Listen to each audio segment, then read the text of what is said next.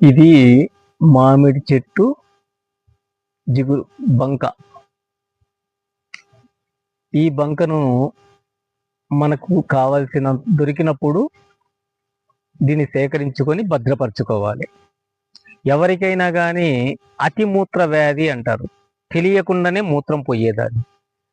దీన్ని ఏం చేయాలంటే ముందుగా ఇది సేకరించుకున్న తర్వాత నీటిలో ఉన్న పాచిని తీసుకొని నీడను ఆరబెట్టి దానిని మెత్తగా పౌడర్ చేసుకొని ఒక టీ కప్పులో నీళ్ళలో ఒక స్పూన్ పౌడర్ వేసి పాచి పౌడర్ కలిపి పెట్టుకొని ఈ బంకను సేకరించుకున్నది మన దగ్గర ఉంటుంది కాబట్టి అది కొద్దిగా తీసుకొని, అంటే ఒక 2 నుంచి 3 గ్రాముల వరకు తీసుకోవచ్చు. తీసుకొని పాచి నీళ్ళతోనే నూరాలి.